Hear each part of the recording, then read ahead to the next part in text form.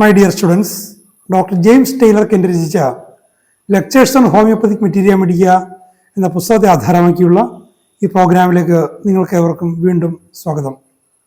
ഈ പരമ്പരയുടെ 208ാമത്തെ എപ്പിസോഡിൽ നമ്മൾ ഫോസ്ഫറസ് എന്ന അധ്യായത്തിലെ 8ാം ഭാഗമാണ് പരിഗണിക്കുന്നത്.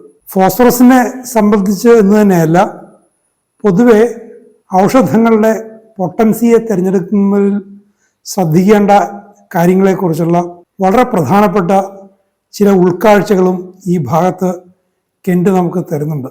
കൂടാതെ മഞ്ഞുപോലെ തണുത്ത വെള്ളത്തോടും ഭക്ഷ്യവസ്തുക്കളോടുമുള്ള ഫോസ്ഫറസ് പേഷ്യൻറ്റിൻ്റെ ആ ഒരു ക്രേവിങ്ങിന് പിന്നിലുള്ള കാരണത്തെക്കുറിച്ചുള്ള ഒരു സൂചന ഇവിടെ വരുന്നുണ്ട്. അതുകൂടാതെ സുഷ്മനാ നാഡിയുമായി ബന്ധപ്പെട്ട നട്ടെല്ലും പിൻഭാഗമായിട്ട് ബന്ധപ്പെട്ട നിരവധി പ്രശ്നങ്ങൾ കെന്റ് ഇവിടെ വിശദീകരിക്കുന്നുണ്ട്. നമുക്ക് അവയുടെ വിശദാംശങ്ങളിലേക്ക് പ്രവേശിക്കാം. Threatened paralysis of the lungs, ശ്വാസകോശങ്ങൾക്ക് തളർച്ച പിടിപെടാൻ പോകുന്നു എന്നുള്ളതിൻ്റെ ചില മുൻ സൂചനകൾ. Again, phosphorus is a useful remedy when tuberculosis is about to make its appearance in persons who are narrow chested, slender and of feeble vitality. ക്ഷയരോഗം മുഖം കാണിക്കുന്നതിന് അല്ലെങ്കിൽ അതിന് ലക്ഷണങ്ങൾ കാണിച്ചു തുടങ്ങുന്നതിന് തൊട്ട് മുൻപായിട്ടുള്ള, അതിന് മുന്നോടിയായിട്ടുള്ള ഒരു സാഹചര്യം, അതിൻ്റെ ലക്ഷണങ്ങൾ, അത് ഏതുതരം ആളുകളിലാണെന്ന് പറയുന്നുണ്ട്. നെഞ്ച് ഇങ്ങനെ ഇടുങ്ങിയ ശോഷിച്ച നെഞ്ചുള്ളവർ, പൊതുവെ ശോഷിച്ച ആളുകൾ, ജീവശക്തി കുറഞ്ഞ, ജീവശക്തി മങ്ങിയ, ജീവശക്തി ക്ഷയിച്ച ആളുകൾ. ക്ഷയം എന്നുള്ള വാക്ക് തന്നെ വരുന്ന അങ്ങനെയാണല്ലോ, ക്ഷയിച്ച, ജീവശക്തി ക്ഷയിച്ച ആളുകൾ. അങ്ങനെയുള്ള ആളുകളിൽ ഫോസ്ഫറസിന് വളരെ പ്രധാനപ്പെട്ട ഒരു റോളുണ്ട്. After each cold much rattling, hard cough that shakes the whole body in persons who are feeble, pale, sickly and dispose to haemorrhages. തണുപ്പിടിക്കുന്നത് എല്ലാം നമ്മൾ നേരത്തെ കണ്ടുള്ളതാണ്. തണുപ്പിടിച്ചാൽ അത് നെഞ്ചിൽ പോയാണത് സെറ്റിൽ ചെയ്യുന്നത്. ഓരോ തവണ തണുപ്പടിച്ച ശേഷവും നെഞ്ചിൽ ഇങ്ങനെ കഫം കെട്ടി കുറുകൽ, കടുത്ത ചുമ. കടുത്ത ചുമ എന്ന് വെച്ചാൽ പണ്ടൊക്കെ ക്ഷയരോഗത്തിന് ലക്ഷണമായിട്ട് പറയുന്ന ശരീരത്തെ മൊത്തം ഉലയ്ക്കുന്ന തരം ചുമ. അത് പണ്ടൊക്കെ ഇത് കാണുമ്പോൾ തന്നെ ക്ഷയമാണ് എന്നിങ്ങനെ ആളുകൾ പറയും. In person who are feeble, വളരെ തളർന്ന, ശോഷിച്ച, വിളറിയ, കണ്ടാൽ തന്നെ രോഗി എന്ന് പറയുന്ന, അതുപോലെ രക്തസ്രാവങ്ങൾക്കുള്ള ഒരു പ്രവണത, രക്തസ്രാവം ഉണ്ടാകാനുള്ള പ്രവണതയുള്ള ആളുകൾ. Cough comes on in cold air, തണുത്ത വായുവിൽ ചുമ അത് വരുന്നു. Emaciation of the chest and neck, നെഞ്ചും കഴുത്തും ശോഷിച്ചു വരുന്നു. Along with these conditions comes hectic fever in the last stage of phthisis, intense fever, red face and night sweats, fever coming on in the afternoon and lasting until after midnight. അപ്പം ഈ ഒരു അവസ്ഥകളിലൊപ്പം തന്നെ കടുത്ത പനി, ടെമ്പറേച്ചറിൻ്റെ കടുത്ത fluctuation വരുന്ന പനി, അതെപ്പോഴാണ്? ക്ഷയത്തിൻ്റെ അന്തിമഘട്ടങ്ങളിലാണ്. Phosphorus ക്യൂറേറ്റീവായിട്ട് പ്രവർത്തിക്കുന്ന സാഹചര്യമാണ് ആദ്യം പറഞ്ഞത്. തണുപ്പടിച്ച് ചുമയൊക്കെ വരുന്ന ക്ഷയരോഗം അതിൻ്റെ മുഖം കാണിക്കാൻ പോകുന്നൊരു സാഹചര്യം, അവിടെ അത് ക്യൂറേറ്റീവായിട്ട് വർക്ക് ചെയ്യും. പക്ഷെ ഇവിടെ അങ്ങനെയല്ല. ക്ഷയത്തിൻ്റെ ഒരു അന്തിമഘട്ടം, ആ ഒരു ഘട്ടത്തിൽ കടുത്ത പനി, മുഖമാകെ ചോന്നിരിക്കുന്നു, രാത്രി വിയർപ്പ്, ഉച്ചകഴിഞ്ഞ് പനി തുടങ്ങുന്നു, അർദ്ധരാത്രി വരെ പനി നീണ്ടു നിൽക്കുന്നു. പണ്ട് ഈ രാപ്പനി എന്ന് പറയുന്നൊരു രീതിയുണ്ട്, രാത്രി വരുന്ന പനി. അതിനെയൊക്കെ ക്ഷയരോഗത്തിൻ്റെ ലക്ഷണമോ മുന്നോടിയോ ഒക്കെ ആയിട്ടാണ് പണ്ട് കണ്ടിരുന്നത്. രാപ്പനി എന്നാണ് അതിന് പറയുന്നത്. ആയുർവേദത്തിലൊക്കെ അത് പ്രത്യേകം പറയാറുണ്ട് അവർ. ഈ ഒരു സാഹചര്യങ്ങളിൽ ഫോസ്ഫറസിൻ്റെ റോളാണ് പറയുന്നത്. A powder of phosphorus very high will reduce this fever and make the patient comfortable until death. Palliation, ഈ കടുത്ത പനിയെ കുറയ്ക്കും, രോഗിക്ക് ഒരു ശാന്തത ലഭിക്കും. മരണം വരെയുള്ള ശാന്തതയാണ്. സൗഖ്യത്തിലേക്ക് നയിക്കുന്ന ശാന്തതയല്ല, മരണം വരെയുള്ള ശാന്തത. അത് പാലിയേറ്റീവ് ആക്ഷൻ. അപ്പോൾ ഫോസ്ഫറസിന് ക്ഷയത്തിനൊക്കെ തുടക്കത്തിൽ ക്യൂറേറ്റീവ് ആക്ഷൻ ഉള്ളതുപോലെ തന്നെ അന്തിമഘട്ടത്തിൽ പാലിയേറ്റീവ് ആക്ഷനുണ്ട്. ഈ മരണം എത്ര സമയം കഴിഞ്ഞ് സംഭവിക്കും എന്നതിനെക്കുറിച്ച് എന്നോട് പറയുന്നില്ല. എനിക്ക് തോന്നുന്നത് രോഗാവസ്ഥയുടെ രൂക്ഷത അനുസരിച്ചായിരിക്കും തോന്നുന്നു. ഈ ക്ഷയമെന്ന് പറയുന്ന ഒരു 1.5 നൂറ്റാണ്ട് മുമ്പ് കെൻറ്റിൻ്റെ കാലഘട്ടത്തിലെ ഏറ്റവും മാരകമായ രോഗാവസ്ഥകളിലൊന്ന്. ഇന്ന് ആ സ്ഥാനത്ത് മറ്റു പലതുമുണ്ട്. അതിലൊന്ന് ക്യാൻസറാണ്. ഞാൻ നേരത്തെ ബെൽഡോണയെക്കുറിച്ച് പറയുമ്പോൾ എൻ്റെ ഒരു ബന്ധുവിൻ്റെ ഒരു കേസ് ഞാൻ പറഞ്ഞിരുന്നു. ഞാൻ ബെൽഡോണ എറണാകുളം പബ്ലിക് ലൈബ്രറിയിലെ റെഫറൻസ് സെക്ഷനിൽ ഈ പുസ്തകത്തിലും ക്ലാർക്കിൻ്റെ ഡിക്ഷണറിയിലും വായിച്ചു കൊണ്ടിരിക്കുന്ന ആ സമയത്ത് ബെൽഡോണയുടെ ലക്ഷണങ്ങൾ കാണിച്ചതും ആദ്യമായിട്ട് ഞാനൊരു ഹോമിയോപ്പതി ഔഷധം വാങ്ങിയതും വളരെ സംശയത്തോടുകൂടി കൊടുത്തതുമൊക്കെ ഞാൻ പറഞ്ഞിരുന്നു. ആ പേഷ്യൻറ്റിൻ്റെ അവസ്ഥയാണ്. അദ്ദേഹം വളരെ ദശാബ്ദങ്ങളായി സ്ഥിരമായി പുകവലിച്ചുകൊണ്ടിരുന്ന ആളാണ്. മദ്യപാനമൊക്കെ ഉണ്ടായിരുന്നു. യാതൊരു നിയന്ത്രണമില്ലാതെ അലോപ്പതി മരുന്നുകളൊക്കെ കഴിച്ചുകൊണ്ടിരുന്ന ഒരാളാണ്. അപ്പോൾ അദ്ദേഹത്തിന് അവസാനം ശ്വാസകോശങ്ങളിൽ അർബുദം പിടിച്ചു. ആൾ വളരെ ശോഷിച്ചു. മരണാസന്നനായി ആശുപത്രിയിൽ കിടക്കുകയാണ്. അപ്പോൾ ഞാൻ കാണാൻ വന്നപ്പോഴേക്കും കടുത്ത പനിയുണ്ട്, പനിക്കുള്ള മരുന്ന് എന്നാണ് അദ്ദേഹം ചോദിക്കുന്നത്. അപ്പോൾ നഴ്സ് വന്ന് നോക്കിയിട്ട് പനിയില്ല, ടെമ്പറേച്ചറില്ല, പിന്നെ എങ്ങനെ പനിക്കുള്ള മരുന്ന് കൊടുക്കും? അപ്പോൾ ആളുടെ ഉള്ളിലുള്ള ആന്തരികമായിട്ടുള്ള പ്രയാസമാണ്. അതിനുശേഷം ഏതാനും ദിവസങ്ങൾക്ക് ശേഷം രോഗാവസ്ഥ രൂക്ഷമായെന്ന് അറിഞ്ഞു കഴിഞ്ഞപ്പോൾ ഞാൻ ബാബുചേട്ടനുമായിട്ട് ഈ കേസിന് വിശദമായിട്ട് തന്നെ സംസാരിച്ചു. അപ്പോൾ അദ്ദേഹത്തിൻ്റെ കൂടെ നിൽക്കുന്ന എൻ്റെ പിതാവ് തന്നെയാണ് കൂടെ വന്നിരുന്നത്. ഞാൻ ലക്ഷണങ്ങളൊക്കെ ചോദിച്ചു കഴിഞ്ഞപ്പോൾ ഫോസ്ഫറസിൻ്റെ കൃത്യമായ സൂചന ഉണ്ടായിരുന്നു. ഉള്ളിൽ വല്ലാത്ത ഉഷ്ണം, അസ്വസ്ഥത വരാൻ നേരത്ത് കുറച്ചെങ്കിലും നല്ല തണുത്ത വെള്ളം ചോദിക്കും. അപ്പോൾ പോയിട്ട് നഴ്സിംഗ് സ്റ്റേഷനിൽ പോയി അവിടെ റെഫ്രിജറേറ്ററിൽ നിന്നും കുറച്ച് വെള്ളം കൊണ്ടുവന്ന് കൊടുക്കും. തണുത്ത വെള്ളം കുടിക്കുമ്പോൾ ഒരു താൽക്കാലിക ആശ്വാസം, ആ ഒരു സാഹചര്യം. അപ്പോൾ ബാബുചേട്ടൻ പറഞ്ഞു, നമുക്ക് ഈ ഒരു കാര്യം ഓർമ്മിപ്പിച്ച് നമുക്ക് ഫോസ്ഫറസ് കൊടുക്കാം. വണ്ണം ആണ് ബാബുചേട്ടൻ പറഞ്ഞു. വണ്ണം കൊടുക്കണോ ടെന്നം കൊടുക്കണോ എന്നുള്ളൊരു സംശയം ഉണ്ടായിരുന്നു. അവസാനം വണ്ണം തന്നെ ഒരു ഡോസ് എനിക്ക് തന്നു വിട്ടു. ഇവിടെ പൗഡർ എന്ന് പറയുന്നു 4 ഗ്ലോബ്യൂൾസാണ് തന്നു വിട്ടത്. ഞാൻ ഒരു ഞായറാഴ്ച ദിവസമായിരുന്നു. ഞാൻ വന്നു. വല്ലാത്ത അസ്വസ്ഥത കാണിക്കുന്ന ആൾ, ഇതേപോലെയുള്ള വലിയ പ്രയാസങ്ങൾ കാണിച്ചുകൊണ്ടിരിക്കും. പനി, ടെമ്പറേച്ചർ വരുന്നുണ്ട്, ടെമ്പറേച്ചർ ഇല്ലാതെ തന്നെ അസ്വസ്ഥതയുണ്ട്. ഞാൻ ഈ ഫോസ്ഫറസ് നാവിൻ്റെ അടിയിൽ ഞാൻ ഇട്ടുകൊടുത്ത് അയാൾ കാത്തിരുന്നു. കുറച്ച് കഴിഞ്ഞപ്പോഴേക്കും ആളുടെ ഒരു അസ്വസ്ഥത ശമിച്ചു. വല്ലാത്ത അസ്വസ്ഥതയായിരുന്നു. അസ്വസ്ഥത ശമിച്ച് ഉറങ്ങുന്ന പോലെ കിടന്നു. ഒരു 2 മണിക്കൂറൊക്കെ കഴിഞ്ഞപ്പോഴേക്കും പെട്ടെന്ന് വായു വലിക്കുന്ന പോലെ തോന്നി. നേഴ്സിനെ വിളിച്ചു. നേഴ്സ് വന്നു, ഡോക്ടർ വന്നു. അവർ അതിൻ്റെ ഉപകരണങ്ങളൊക്കെ ഘടിപ്പിച്ച് നോക്കി. BP വളരെ കുറവാണ്, ആൾ മരിക്കാൻ പോവുകയാണ്, ICUലേക്ക് മാറ്റണമെന്ന് ചോദിച്ചു. ഞാൻ പറഞ്ഞു ICUലേക്ക് മാറ്റണ്ട, അവിടെ തന്നെ കിടന്നുകൊള്ളട്ടെ, സാമാന്യം നല്ല പ്രായമുണ്ട്, ഒരു രോഗശാന്തി സ്വാഭാവികമായിട്ടും പ്രതീക്ഷിക്കുന്നില്ല. അങ്ങനെ കിടന്നൊരു അരമണിക്കൂറിനകം വളരെ ശാന്തമായിട്ട് തന്നെ ആൾ മരിച്ചു പോവുകയും ചെയ്തു. ഇനി ഫോസ്ഫറസിൻ്റെ അഡ്മിനിസ്ട്രേഷനുമായിട്ട് ബന്ധപ്പെട്ട് ചില പ്രധാനപ്പെട്ട മുന്നറിയിപ്പുകളാണ് കെൻറ്റ് തരുന്നത്. ഈ മുന്നറിയിപ്പുകളിൽ നിന്നും പൊട്ടൻസിയുടെ ഉപയോഗത്തെക്കുറിച്ച്, വ്യത്യസ്തമായ പൊട്ടൻസികളുടെ പ്രവർത്തന രീതികളെക്കുറിച്ചുള്ള ചില ഉൾക്കാഴ്ചകളും നമുക്കിവിടെ ലഭിക്കും. In all incurable cases, after the fever has been reduced, phosphorus should not be given, as it will intensify the fever and do just what it was given to avoid. പനി ശമിച്ച ശേഷം, ഇൻക്യൂറബിൾ കേസസിൽ പനി കുറഞ്ഞ ശേഷം, പനിക്ക് ശമനം ഉണ്ടായ ശേഷം phosphorus കൊടുക്കരുത്. ശരിക്കും ഫോസ്ഫറസ് കൊടുക്കേണ്ട ഒരു കണ്ടീഷനാണ്, പക്ഷേ പനി കുറഞ്ഞ ശേഷമാണെങ്കിൽ ഫോസ്ഫറസ് കൊടുക്കരുത്. കാരണം എന്തുദ്ദേശമാണ് ഫോസ്ഫറസ് കൊടുക്കുന്നത്, അതിന് നേരെ വിപരീത അവസ്ഥ ഉണ്ടാവും.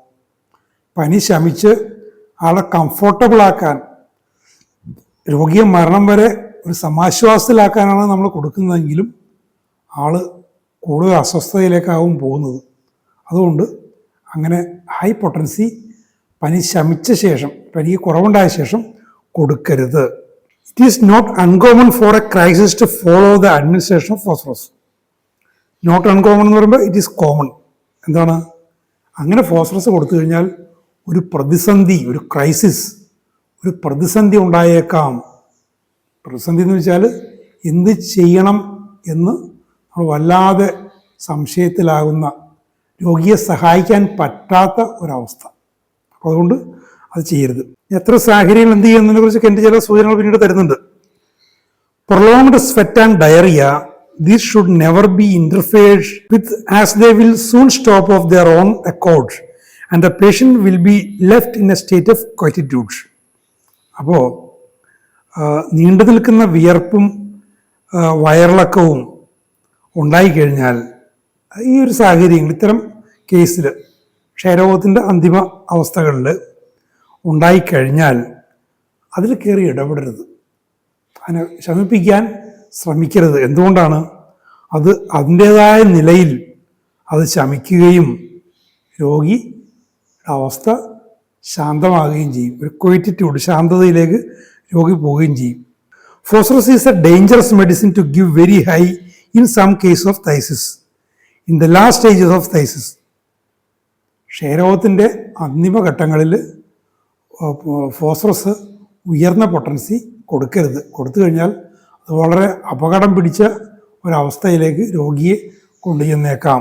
In this case they should have received phosphorus when they were yet curable. അതാണ് കാര്യം. ഈ ഒരു അവസ്ഥയിൽ അവർ ക്യൂറബിൾ ആകുമായിരുന്ന ഒരു മുൻ അവസ്ഥയിൽ അവർക്ക് ഫോസ്ഫറസ് കിട്ടേണ്ടതായിരുന്നു. അത് ആ സ്റ്റേജ് കഴിഞ്ഞുപോയി. ഈ ഒരു അവസ്ഥയിൽ ഫോസ്ഫറസ് വളരെ ഉയർന്ന ഡോസിൽ കൊടുക്കരുത്. കൊടുക്കാൻ പറ്റിയ അവസ്ഥ ആദ്യമേ പറഞ്ഞു, കടുത്ത പനിയൊക്കെ വന്ന് രോഗി മരിക്കാൻ പോകുന്നു, രോഗി മരിക്കും എന്നുള്ളൊരവസ്ഥയിൽ കൊടുക്കാം. In these cases phosphorus 30th may sometimes be used with safety and it will act as a test in doubtful cases to see whether reaction can be brought out. അപ്പോൾ ഇങ്ങനത്തെ ഒരു അവസ്ഥയിൽ, ക്യൂറബിൾ ആകുമായിരിക്കും എന്ന് തോന്നുന്നൊരവസ്ഥയിൽ, ലാസ്റ്റ് സ്റ്റേജിലേക്ക് പോകാത്തൊരവസ്ഥയിൽ ഫോസ്ഫറസിൻ്റെ 30th വേണേൽ കൊടുക്കാം. കൊടുക്കണമെന്നല്ല, കൊടുക്കാം. ഇത് കേട്ട് നേരെ ചാടി 30th കൊടുക്കണമെന്നല്ല പറയുന്നത്, 30th കൊടുക്കാം. എങ്ങനെ? അതൊരു പരീക്ഷണ രീതിയിൽ സംശയാസ്പദമായ കേസുകളിൽ ഒരു റിയാക്ഷൻ ഉണ്ടാക്കുമോ ഇല്ലയോ എന്നതിനെക്കുറിച്ച് നമുക്ക് ചില സൂചനകൾ കിട്ടും. 30th കൊടുത്താൽ റിയാക്ഷൻ ഉണ്ടാക്കുമോ, ആ റിയാക്ഷൻസ് കുഴപ്പമുണ്ടാകുമോ ഇല്ലയോ. ഈ 30th ഒരു സേഫ് പൊട്ടൻസിയാണ് എന്നതിൻ്റെ ഒരു സൂചനയായിട്ട് നമുക്കിതിനു വേണ്ടി എടുക്കാം. ബാബുചേട്ടൻ ഈ പുസ്തകത്തെ കൃത്യമായിട്ട് വളരെ വിജയകരമായിട്ട് ഫോളോ ചെയ്തിരുന്ന ആളാണ്. ബാബുചേട്ടൻ്റെ ഒരു സേഫ് പൊട്ടൻസിയായിട്ട് എന്നും പറഞ്ഞിരുന്നത് 30th ആണ്. അപ്പം അതിന് ഉപോത്ബലകമായിട്ട് അദ്ദേഹം പറഞ്ഞിരുന്ന ചില, ഈ പുസ്തകത്തിൽ പലയിടത്തും മാത്രം സൂചനകളുണ്ട്, അതിലൊന്ന് ഈ ഒരു ഭാഗമാണ്. ഫോസ്ഫറസ് 30th വേണേൽ കൊടുക്കാം, കാരണം അത് സേഫാണ്, അല്ലെങ്കിൽ സേഫറാണ് എന്നുള്ളതുകൊണ്ടാണ്. അപ്പോൾ റിയാക്ഷൻ ഉണ്ടാകുകയാണെങ്കിൽ നമുക്ക് തുടർന്ന് സാഹചര്യത്തെ വിലയിരുത്തി ആവശ്യമായ രീതിയിൽ ഡോസേജ്, നമുക്ക് മെഡിസിനുമൊക്കെ ക്രമീകരിക്കാവുന്നതാണ്. അപ്പോൾ റിയാക്ഷൻ ഉണ്ടാക്കുന്ന അവസ്ഥയാണോ ഇല്ലയോ, ക്യൂറബിൾ ആണോ ഇൻക്യൂറബിൾ ആണോ എന്നത് മനസ്സിലാക്കാവുന്ന ഒരു പരീക്ഷണ ഘട്ടമാണത്. In such cases where reaction can be brought about, the administration later of a still higher potency may be found useful. But in the beginning with phosphorus, in thysical cases far advanced, it is better not to go higher than 30th or 200th. അപ്പോൾ reaction ഉണ്ടായാൽ, ഒരു vital reaction ഉണ്ടാക്കുകയാണെങ്കിൽ അയാളുടെ ഡിറേഞ്ച്ഡ് morbid vitality ഒരു റിയാക്ഷന് തക്ക അവസ്ഥയിലാണെങ്കിൽ നമുക്ക് ഒരു അല്പം ഉയർന്ന പൊട്ടൻസിയിലേക്ക് പോകാം. എങ്കിലും 30th 200th എന്നുള്ളതാണ് ഒരു സേഫ് റേഞ്ച്. അതിനപ്പുറത്തേക്ക് പോകാതിരിക്കുന്നതാണ് അഡ്വാൻസ്ഡ് കണ്ടീഷൻസിൽ വളരെ ഉചിതം എന്നാണ് എൻ്റെ പറയുന്നത് ഫോസ്ഫറസിൻ്റെ കാര്യത്തിൽ. ഇനി ഇതിൻ്റെ മറ്റൊരു extreme, phosphorus very low will act as a poison in really phosphorus cases. ശരിക്കും ഫോസ്ഫറസ് കേസിൽ ഒരു ലോവർ പൊട്ടൻസി ഫോസ്ഫറസ് കൊടുത്തു കഴിഞ്ഞാൽ അതൊരു വിഷവസ്തുവായിട്ട് അത് ആക്ട് ചെയ്യും. And the only safety some patients who have received phosphorus so very low was due to the fact that the phosphorus was not similar enough to either kill or cure. അപ്പോൾ ഇങ്ങനൊരു സാഹചര്യത്തിൽ ഒരേ ഒരു safety എന്ന് പറയുന്നത് phosphorus അല്ലാത്ത patient ആയിരിക്കണം. അങ്ങനെയുള്ള ഒരാൾക്ക് ഒരു ലോവർ പൊട്ടൻസി, മെറ്റീരിയൽ പൊട്ടൻസി അല്ല, ഒരു ലോവർ പൊട്ടൻസി കൊടുത്തിട്ട് അയാളെ പോയിസൺ ചെയ്യാത്ത ഒരു അവസ്ഥയിലേക്ക് നേരത്തെ കൊടുത്ത് അയാൾ അതിനോട് അഡാപ്റ്റ് ആയിട്ടുണ്ടെങ്കിൽ ലോവർ പൊട്ടൻസി ഫോസ്ഫറസ് സേഫായിരിക്കാം. ഇനി സിമിലിമമാണ് ഫോസ്ഫറസ് എങ്കിൽ ലോവർ പൊട്ടൻസി ഒരു വിഷമായിട്ട് അയാളിൽ പ്രവർത്തിക്കുകയുള്ളൂ. ഇവിടെ നല്ലവണ്ണം ചിന്തിക്കേണ്ട ഒരു കാര്യമാണിത്. കാരണം എന്നെയൊക്കെ വല്ലാതെ ഞെട്ടിച്ച ചില പ്രിസ്ക്രിപ്ഷൻസ് ഏതാനും വർഷങ്ങൾക്കും ഉണ്ടായിട്ടുണ്ട്. ഞാൻ നേരത്തെയും പറഞ്ഞിട്ടുണ്ട്, രണ്ട് തരം പ്രവണത ഞാൻ കണ്ടിട്ടുണ്ട്. പലപ്പോഴും ഒരു സ്ഥലത്ത് പോയൊരു പുതിയ ഹോമിയോപാത്തിനെ പരിചയപ്പെടുമ്പോൾ ഞാനന്ന് പോയി പരിചയപ്പെടുകയോ ഏതെങ്കിലും കേസ് അവർക്ക് കൊടുക്കുകയോ ഒക്കെ ചെയ്യാറുണ്ടെന്നോ എന്താണ് അവരുടെ ഒരു അവസ്ഥ എന്നറിയാൻ വേണ്ടിയിട്ട്. രണ്ട് തരം പ്രവണതകളാണ് കണ്ടിട്ടുള്ളത്. ഒന്ന്, ഒരു ഔഷധം സിമിലിമമാണ് എന്ന് തോന്നിയാൽ, സിമിലിമം സെലക്ട് ചെയ്യാൻ തക്ക തരത്തിലുള്ള കേസ് ടേക്കിംഗ് നടന്നിട്ടുണ്ടാവില്ല, എങ്കിലും ഇത് യോജിക്കുമെന്ന് തോന്നിക്കഴിഞ്ഞാൽ വളരെ ഹൈ പൊട്ടൻസി കൊടുക്കുന്ന ഒരു പ്രവണത എന്നോട് തന്നെ അങ്ങനെ പറഞ്ഞിട്ടുണ്ട്. ഇനി മറ്റൊന്ന്, യോജിക്കുമെന്ന് കണ്ടു കഴിഞ്ഞാൽ വളരെ ലോവർ പൊട്ടൻസി റിപ്പീറ്റ് ചെയ്ത് കൊടുക്കുന്ന മറ്റൊരു പ്രവണത. ഇത് ഏതെങ്കിലും നിലവാരം കുറഞ്ഞ മെഡിക്കൽ കോളേജുകളിൽ പഠിച്ച് വന്ന ആളുകളുടെ കാര്യമല്ല പറയുന്നത്. വളരെ പ്രശസ്തമായ കേരളത്തിലെ സർക്കാർ ഹോമിയോപ്പതി മെഡിക്കൽ കോളേജിൽ പഠിച്ചിറങ്ങിയവരിൽ നിന്ന് പോലും ഇങ്ങനെ ചില സമീപനങ്ങൾ കണ്ടിട്ടുണ്ട്. ഇനി മറ്റൊരു രീതിയുണ്ട്, ഇപ്പോൾ സമീപകാലത്തൊക്കെ കാണുന്നതാണ്. ഹയറോ ലോവറോ ഒന്നും നോക്കുന്നില്ല, ആരും റിസ്ക് എടുക്കുന്നില്ല, പകരം ഒരു സേഫ് ഗെയിം കളിക്കൽ. അതിൻ്റെ ശരിതെറ്റുകളെക്കുറിച്ച് പറയാൻ ഞാൻ ആളല്ല, എങ്കിലും എൻ്റെ ഒരു ധാരണ, ഇത്രയും കാലത്തെ വായനയിൽ നിന്നും ചില നിരീക്ഷണങ്ങളിൽ നിന്നും മറ്റു പലരുടെ അനുഭവങ്ങൾ കേട്ടതിൽ നിന്നും എൻ്റെ ഒരു ധാരണ, ഈ 50th മില്ലസിമൽ പൊട്ടൻസി വെച്ചുകൊണ്ട് ശരിയായ രീതിയിൽ കേസൊക്കെ എടുക്കാതെ റിപ്പീറ്റ് ചെയ്യുന്നൊരവസ്ഥ, അതൊരു സേഫ് ഗെയിം കളിക്കലാണ്. അപ്പോൾ ഈ ഒരു 3 തരം അപ്രോച്ചസ് കാണുന്നുണ്ട്. എല്ലാവരും ഒന്നുമല്ല, അങ്ങനെ ഉണ്ട്. അതല്ല ഹോമിയോപ്പതിയുടെ രീതി. ആധികാരിക ഗ്രന്ഥങ്ങളിൽ നിന്നും മനസ്സിലാക്കുന്നത് ഒരു കറക്റ്റ് പൊട്ടൻസി സെലക്ട് ചെയ്യുന്നതിന് നിരവധി മാനദണ്ഡങ്ങളുണ്ട്. അത് ശ്രദ്ധാപൂർവം പിന്തുടരാതെ ഏതെങ്കിലും ഒരു എക്സ്ട്രീമിലേക്ക് പോകുന്നത്, അല്ലെങ്കിൽ സേഫ് ഗെയിം കളിക്കാൻ ശ്രമിക്കുന്നത് ഒരു ശരിയായ രീതിയല്ല എന്ന് തന്നെയാണ് തോന്നുന്നത്. സൾഫറിൻ്റെ വെരി ഹൈ പൊട്ടൻസിയും ആർസനിക് ആൽബത്തിൻ്റെ വെരി ലോ പൊട്ടൻസിയും ഒക്കെ റിപ്പീറ്റ് ചെയ്ത് കൊടുക്കുന്ന കേസുകൾ ഞാൻ ശ്രദ്ധയിൽപ്പെട്ടതുകൊണ്ട് മാത്രമാണ് ഇത് പറഞ്ഞത്. ആരെയും കുറ്റപ്പെടുത്താനോ വേദനിപ്പിക്കാനോ അല്ല. അത്തരം അപകടകരമായ പ്രവണതകളിൽ നിന്നും മാറി നിൽക്കേണ്ടത് ആവശ്യമാണ്. Phosphorus has violent palpitation, വേർസ് from motion and from lying on the left side, especially in the evening. Worse at night on waking, with orgasms of blood in the chest, accompanied by much suffocation. വല്ലാതെ നെഞ്ചിടിപ്പ്, violent എന്നാണ് പറയുന്നത്, വല്ലാതെ ഭയാനകമായ നെഞ്ചിടിപ്പ്, motion കൊണ്ട്, ചലനം കൊണ്ട് വർദ്ധിക്കും. ഇടതുവശം വെച്ച് കിടക്കുമ്പോൾ, വിശേഷിച്ചും രാത്രി സായാഹ്നത്തിൽ ഇടതുവശം വെച്ച് കിടക്കാൻ നേരത്ത് വർദ്ധിക്കും. രാത്രി ഇടയ്ക്കൊക്കെ ഉണരാൻ നേരത്ത് അത് കൂടുതൽ വർദ്ധിക്കും. അതിനോടൊപ്പം തന്നെ നെഞ്ചിലേക്ക് രക്തം ഇരച്ചു കയറൽ, വല്ലാതെ ശ്വാസം മുട്ടൽ. Tightness in the chest and palpitation over the body, pressure in the region of the heart. ഹൃദയമായിട്ട് ബന്ധപ്പെട്ട് ഒരുപാട് പ്രശ്നങ്ങൾ വരുന്നുണ്ട്. അപ്പം അതിൻ്റെ ഒരു സൂചനയാണ് പറയുന്നത്, ചെസ്റ്റിൽ ആകെ ഒരു മുറുകിയ ഒരു ഫീല്, ശരീരം മുഴുവൻ സ്പന്ദനങ്ങൾ, ഹൃദയത്തിൻ്റെ ഭാഗത്ത് വല്ലാത്ത സമ്മർദ്ദം, ഫോസ്ഫറസ് ഹാസ് ക്യൂർഡ് എൻഡോകാർഡൈറ്റിസ്. ഹൃദയത്തിൻ്റെയും ഹൃദയ ധമനികളുടെയൊക്കെ ഉൾഭാഗത്തുള്ള സ്ഥലത്തിന് വരുന്ന മാരകമായ ഇൻഫ്ലമേഷൻസിനൊക്കെ മറ്റൊക്കെ ഫോസ്ഫറസ് സുഖപ്പെടുത്തിയിട്ടുണ്ട്. Phosphorus has cured enlargement of the heart and dilatation and also fatty degeneration. അപ്പോൾ ഹൃദയമായിട്ട് ബന്ധപ്പെട്ട ഹൃദയം വലുതാകൽ, ഹൃദയത്തിന് വീക്കമുണ്ടായിട്ട് ഹൃദയത്തിൻ്റെ ഭിത്തികൾ ഡയലറ്റ് ചെയ്യുക, ഹൃദയത്തിൽ കൊഴുപ്പ് വന്നടിയുക, ഈ ഒരു അവസ്ഥകളൊക്കെ ഫോസ്ഫറസ് സുഖപ്പെടുത്തിയിട്ടുണ്ട്. With fatty degeneration where there is much venous stagnation, puffiness of the face particularly under the eyelids.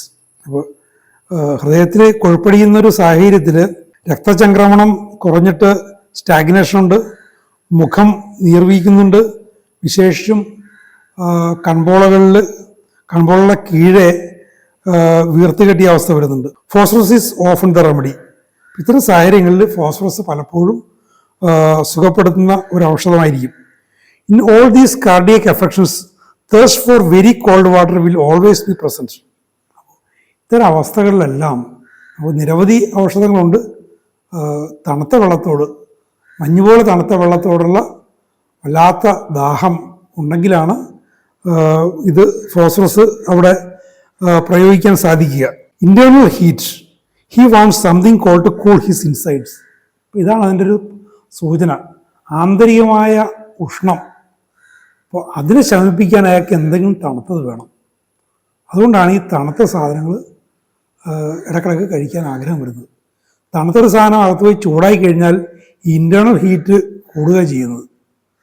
അപ്പോൾ അതുണ്ടാകാൻ പാടില്ല. അതുകൊണ്ട് തണുത്ത സാധനങ്ങൾ ഇടക്കിടക്ക് കഴിച്ചുകൊണ്ടിരിക്കും. Violent orgasms of blood in the chest from every excitement, from worry and from anticipation.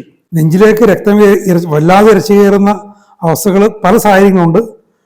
ഉത്തേജനം, എന്തെങ്കിലും ഒരു ഉത്തേജനം ഉണ്ടാകുമ്പോൾ, ഒരു മനോവ്യഥ ഉണ്ടാകുമ്പോൾ, എന്തെങ്കിലുമൊക്കെ ഇങ്ങനെ വല്ലാതെ പ്രതീക്ഷിക്കുമ്പോൾ, ഒരു മോശമായതൊക്കെ പ്രതീക്ഷിക്കുമ്പോഴൊക്കെ നെഞ്ചിലേക്ക് രക്തം ഇരച്ചു കയറുന്നൊരു അനുഭവം. Phosphorus has many neuralgic pains upon the outer chest and yellow brown spots. നെഞ്ചിൻ്റെ പുറം ഭാഗത്ത് ന്യൂറാളജിക് പെയിൻസ് ഉണ്ട്. ആ ഭാഗത്ത് മഞ്ഞ നിറത്തിലുള്ള, തവിട്ട് നിറത്തിലുള്ള സ്പോട്ട്സും ഉണ്ട്. There are many symptoms in the back, stiffness in the back and in the back of the neck. അപ്പോൾ മുതുകിൽ പിൻഭാഗത്ത്, കഴുത്തിൻ്റെ പിൻഭാഗത്തൊക്കെ ഇങ്ങനെ ഉറച്ചു പോയ സ്റ്റിഫ്നെസ്, ഉറച്ചിരിക്കുന്നൊരു പോലൊരു അവസ്ഥ. ബിറ്റ്വീൻ ദ ഷോൾഡേഴ്സ്, ഭുജങ്ങളുടെ ഇടയിൽ, and in the small of the back. അപ്പോൾ പിൻഭാഗത്ത് പൊതുവെ പറഞ്ഞാൽ പിൻഭാഗം മുഴുവൻ ഒരു വേദനയും ആകെ ഒരു ഉറച്ച് കട്ടിയായ ഒരു അവസ്ഥയും ഒക്കെ ഉണ്ട്. Stiffness on rising from a seat, ഇരുന്നിടത്തുനിന്ന് എഴുന്നേക്കാൻ നേരത്ത് ഈ സ്റ്റിഫ്നെസ്, അനങ്ങാൻ പ്രയാസം. Sensation of intense heat in the back running up the back. അപ്പോൾ പിൻഭാഗത്ത് കടുത്ത ചൂട്, താഴെ നിന്ന് മേലേക്ക് കടുത്ത ചൂട്. The patient complains of a hot spine. അപ്പോൾ എന്താ സംഭവിക്കുന്നത്? നട്ടലിൻ്റെ അവിടെ വല്ലാത്ത ഉഷ്ണിക്കുന്ന നട്ടല് ഉണ്ടെന്ന് രോഗി പരാതിപ്പെടും. Soreness in the place up and down the spine. നട്ടലിൻ്റെ മേലേക്കും കീഴേക്കും, സുഷുമ്നാനാഡിയുടെ മേലേക്കും കീഴേക്കും ഒക്കെ ഒരു വേദനയുണ്ട് പല ഭാഗങ്ങളിലും. Soreness to touch between the shoulders, ഭുജങ്ങൾക്കിടയിൽ സ്പർശിക്കുമ്പോൾ വേദന. Pulsation various places in the back and the whole spine. അങ്ങനെ മുതുകിലും സുഷുമ്നാനാഡിയുടെ നട്ടലിൻ്റെ വിവിധ ഭാഗങ്ങളിലൊക്കെ സ്പന്ദനങ്ങൾ, വേദനയൊക്കെ ഉണ്ട്. The coccyx is sensitive to pressure, pain in the coccyx as if ulcerated. അപ്പോൾ നട്ടലിൻ്റെ കീഴ്ഭാഗം കോക്കിക്സിൽ അവിടെ ഒരു മർദ്ദം ചെലുത്തിയാൽ വല്ലാത്തൊരു സെൻസിറ്റീവ്, അവിടെ വ്രണങ്ങളുണ്ടായാൽ എന്ന പോലുള്ള വേദന. ഇതിൻ്റെ ഫലം എന്താണ്? Preventing motion. ഒരു ചലനത്തെ തടയും, അയാൾക്ക് ചലിക്കാൻ പറ്റില്ല. ചലിക്കുമ്പോഴൊക്കെ ഇതേപോലുള്ള സോർനെസ്, വ്രണം ഉണ്ടായാൽ എന്നുള്ള വേദന ഒക്കെ ഉണ്ടാകും. ചുരുക്കി പറഞ്ഞാൽ ഫോസ്ഫറസ് രോഗിയുടെ ഭുജങ്ങൾക്കിടയിലും കഴുത്തിൻ്റെ പിൻഭാഗത്തും താഴെയും ഇടുപ്പിൻ്റെ ഭാഗം വരെയും ഒക്കെ പലതരം പ്രയാസങ്ങളും ചൂടും ഒക്കെ ഉണ്ട്. Pain in the back during menstruation and during confinement as if the back would break. അപ്പോൾ പിൻഭാഗം നുറുങ്ങിപ്പോകുമെന്നതുപോലുള്ള വേദന നമ്മൾ നേരത്തെ കണ്ടിട്ടുണ്ട്. എപ്പോഴാണ്? ആർത്തവത്തിൻ്റെ സമയത്ത്, കൺഫൈൻമെൻറ്റിൻ്റെ സമയത്തും ഒക്കെ. Spinal affections and inflammations, weakness of the limbs after mental exertion, prolonged physical exertion, being overheated, sunstroke and sexual excesses, paralytic weakness. അപ്പോൾ കൈകാലുകളിൽ ക്ഷീണമുണ്ട്. എപ്പോഴൊക്കെയാണ് എൻ്റെ സാഹചര്യങ്ങൾ? മാനസികമായിട്ടുള്ള വ്യായാമം, നീണ്ടു നിൽക്കുന്ന ശാരീരികമായിട്ടുള്ള വ്യായാമം, വല്ലാതെ ഉഷ്ണിക്കുന്നൊരവസ്ഥകൾ, സൂര്യാഘാതം, സൂര്യതാപം ഏൽക്കുന്ന അവസ്ഥയിൽ, അമിത ലൈംഗികത, ഈ ഒരു സാഹചര്യങ്ങളിലെല്ലാം കൈകാലുകളിൽ ക്ഷീണം, പാരലിറ്റിക് വീക്ക്നെസ്, തളർവാദത്തോട് ബന്ധപ്പെട്ടുണ്ടാകുന്ന പോലുള്ള ക്ഷീണം, മൈലൈറ്റിസ്, സ്പൈനിലുള്ള inflammation, softening of the spine, സുഷുമ്നാനാഡി നട്ടെല്ല് മൃദുവായി പോകുന്നൊരവസ്ഥ, പ്രോഗ്രസീവ് സ്പൈനൽ പാരാലിസിസ്, ക്രമേണ വർദ്ധിച്ചു വരുന്ന സ്പൈനൽ പാരാലിസിസ്. അപ്പോൾ നട്ടെല്ലുമായിട്ടും പിൻഭാഗമായിട്ടൊക്കെ ബന്ധപ്പെട്ട് ഒത്തിരി ഗുരുതരമായ പ്രശ്നങ്ങൾ ഫോസ്ഫറസിലുണ്ട്. ഉചിതമായ സാഹചര്യങ്ങളിൽ അത്തരം രോഗികളെ ഫോസ്ഫറസ് സുഖപ്പെടുത്തുകയും ചെയ്യും. Phosphorus has been A used remedy in locomotor ataxia. പൊതുവെ സിഫിലിസിൻ്റെ ഒരു ആഫ്റ്റർ എഫക്റ്റ് എന്ന രീതിയിൽ വരുന്ന തരത്തിലുള്ള ലോക്കോമോട്ടോർ അറ്റാക്സിയുടെ കാര്യത്തിൽ ഫോസ്ഫറസ് നല്ലൊരു ഔഷധമാണ്. ഇനി സൗഖ്യം നൽകുന്ന മാത്രമല്ല, പാലിയേറ്റീവ് കൂടിയാണ്. പാലിയേറ്റിംഗ് മെനി ഓഫ് ദ സിംറ്റംസ്, നിരവധി ലക്ഷണങ്ങളെ അത് ശമിപ്പിക്കും, ഒരു പാലിയേഷൻ കൊടുക്കും. ദ പെയിൻസ്, റെസ്റ്റോറിങ് ദ റിഫ്ലക്സസ്, ആ റിഫ്ലക്സ് ആക്ഷനെയൊക്കെ അത് പുനഃസ്ഥാപിക്കും. പലപ്പോഴും ഈ സിഫിലിറ്റിക് മയാസത്തിൻ്റെ ഒരു ആഫ്റ്റർ എഫക്റ്റ് ആയതുകൊണ്ട് പലപ്പോഴും അത് സുഖപ്പെടുത്താൻ പറ്റുന്നൊരവസ്ഥയിലായിരിക്കില്ല. പല ലക്ഷണങ്ങളെയും ഒരു പാലിയേഷൻ മാത്രമേ അവിടെ സാധിക്കുകയുള്ളൂ. അപ്പോൾ നേരത്തെ ക്ഷയരോഗത്തിൻ്റെ കാര്യത്തിൽ നിന്ന് പറഞ്ഞതുപോലെ ഈ ഒരു സാഹചര്യത്തിലും ഫോസ്ഫറസിന് ഒരു പാലിയേറ്റീവ് ആക്ഷൻ ഉണ്ട്. Phosphorus has cured caries of the vertebrae in scrofulous children. Scrofula, കളരി രോഗമുണ്ടായ കുട്ടികളിൽ ഈ വെർട്ടബ്രയിലുണ്ടാകുന്ന ദ്രവിച്ച അവസ്ഥ, ആ കാരീസിൽ ഫോസ്ഫറസ് വളരെ ക്യൂറേറ്റീവായിട്ടുള്ള ആക്ഷൻ കാണിച്ചിട്ടുണ്ട്. Phosphorus is a broad remedy in various diseases of the spine. ഉണ്ടോ?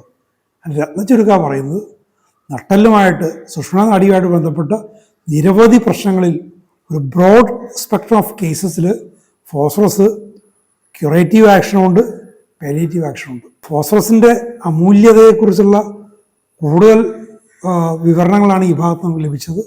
കൂടാതെ പൊട്ടൻസിയുടെ സെലക്ഷനെ സംബന്ധിച്ചും വളരെ നല്ല ഉൾക്കാഴ്ചകൾ ലഭിച്ചു. ഇതേപോലുള്ള കൂടുതൽ നല്ല വിവരങ്ങൾ തുടർന്നും പറയുന്നുണ്ട്. നമുക്ക് അത്തരം വിവരങ്ങൾ അടുത്ത ഭാഗങ്ങൾ കേൾക്കാം. Thank you very much for watching.